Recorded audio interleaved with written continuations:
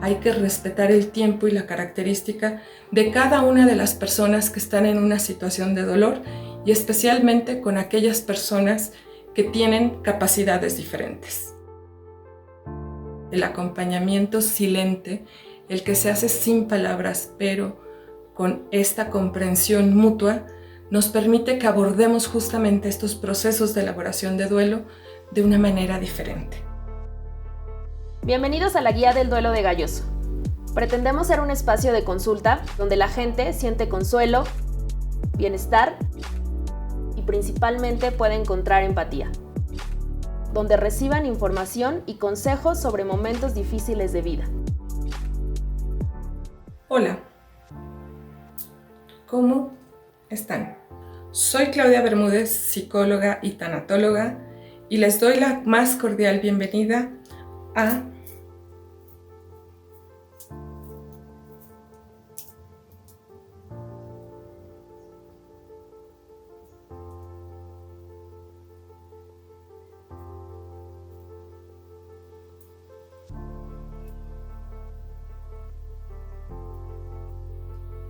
la Guía del Duelo Galloso.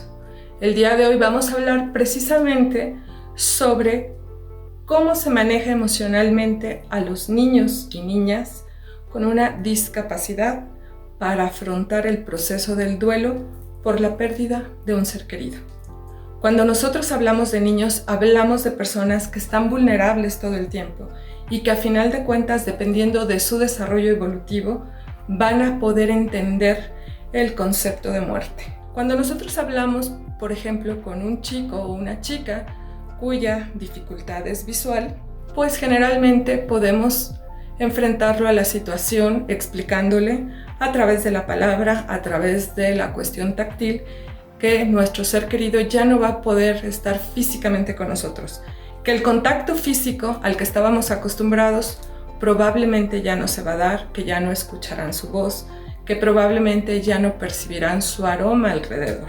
Por el otro lado, cuando hablamos con personas cuya discapacidad tiene que ver con la cuestión de la hipoacusia o la sordera, entonces se los podemos explicar abiertamente, dependiendo de la situación de la niña o el niño, si utiliza o no auxiliares auditivos o incluso con nuestra lengua de señas mexicana.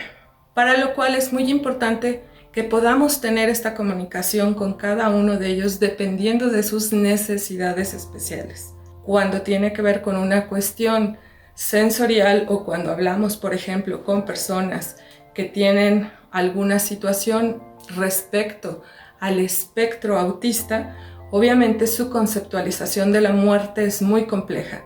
Entonces lo que les debemos de decir es que esa persona, ese ser querido, ya no estará, ya no lo verá, ya no estará ahí físicamente presente y aunque no tengamos una respuesta verbal, la persona, este niño o esta niña que tiene una situación como tal, entonces lo comprenderá. Recordemos que muchas veces el acompañamiento silente, el que se hace sin palabras, pero con esta comprensión mutua, nos permite que abordemos justamente estos procesos de elaboración de duelo de una manera diferente.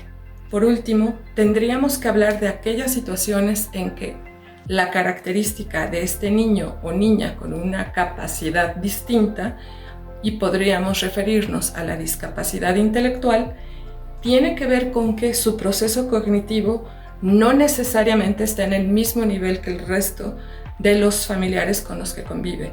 Por eso es muy importante que adecuemos tanto nuestro vocabulario como la explicación de lo que ha sucedido con esa persona que físicamente ya no se encuentra. Que incluso a través de fotografías, a través de imágenes, les podemos enseñar que antes estaba, ahora ya no.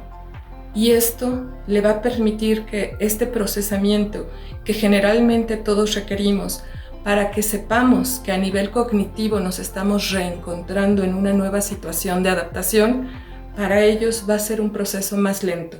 Y claro, también debemos de entender que hay diversos niveles de discapacidad intelectual.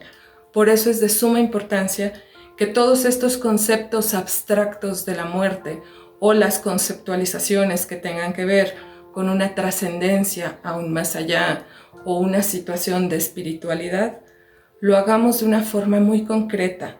Enseñémosles incluso cómo una planta, por ejemplo, si no es regada, se seca, se marchita y después se desprenden sus hojitas justamente de esos tallos.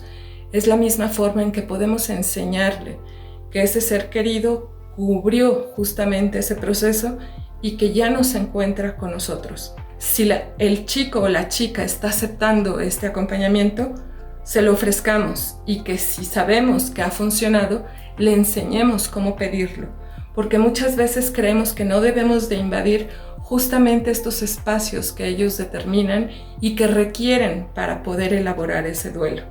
Hay que tener especial cuidado con los chicos con síndrome de Down, porque tanto los chicos como las chicas justamente en estos momentos sabemos que son más vulnerables, porque una de las características que tienen es justamente eso, esa fragilidad emocional, porque generan vínculos y lazos afectivos muy profundos con las personas que las rodean.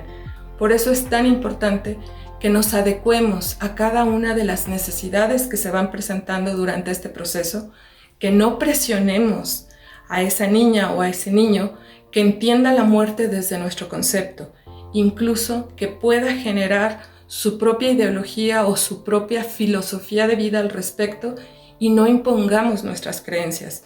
Es muy importante que respetemos lo que nos digan si es que están en posibilidades de verbalizarlo. Y si no lo pueden hacer, estemos en conjunto con ellos. Si permiten el contacto físico, lo podemos tener. Si no nos lo toleran, no invadamos esos espacios.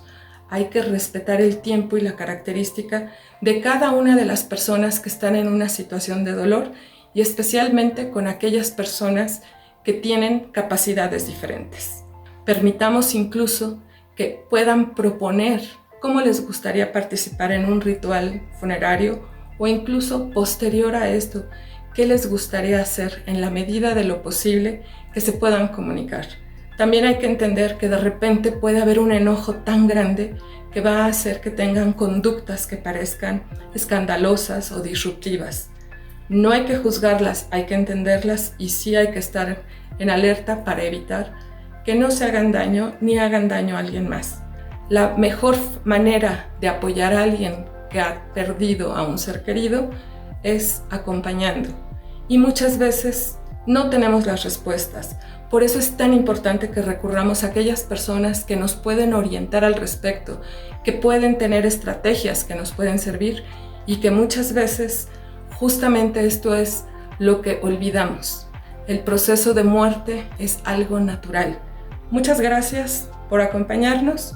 Nos escuchamos y vemos hasta la próxima cápsula de la Guía del Duelo. Muchas gracias.